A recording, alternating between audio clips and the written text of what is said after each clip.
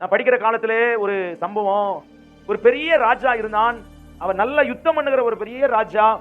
ஆனால் அவனுடைய வாழ்க்கையில ஒரு தோல்வியை சந்திக்க வேண்டிய நிலைமை வந்துச்சு.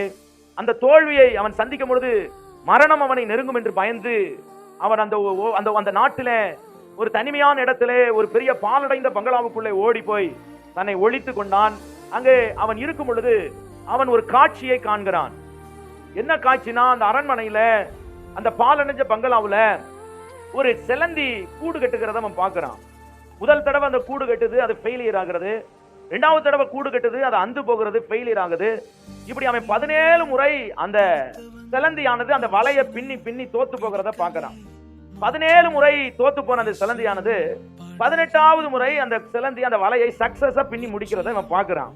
இவனுக்குள்ள ஒரு எண்ணம் வருது, 17 முறை தோற்று போனாலும் அந்த சிலந்தியானது அந்த வலை பின்னுவதை முயற்சியை என்ன செய்யவில்லை, நிறுத்தவே இல்லை என்கிற அந்த ஒரு பாடத்தை அவன் கற்றுக்கொண்டதுக்கு அப்புறம் தொடர்ந்து அவன் யுத்த களத்திற்கு போகிறான்.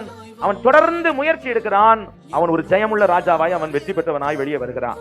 நம்முடைய வாழ்க்கையில தோல்விகளை நீங்கள் கண்டிருக்கலாம். ஆனாலும் தேவ பக்திக்கு ஏதுவான முயற்சி முயற்சி முயற்சி உங்களை என்ன செய்யும்னு கேட்டா உங்களை இந்த தேசத்துல ஒரு ஜெயமுள்ள பாத்திரமாய் நிறுத்தும், வெற்றி உள்ள பாத்திரமாய் நிறுத்தும் என்பதிலே சந்தேகம் இல்லை.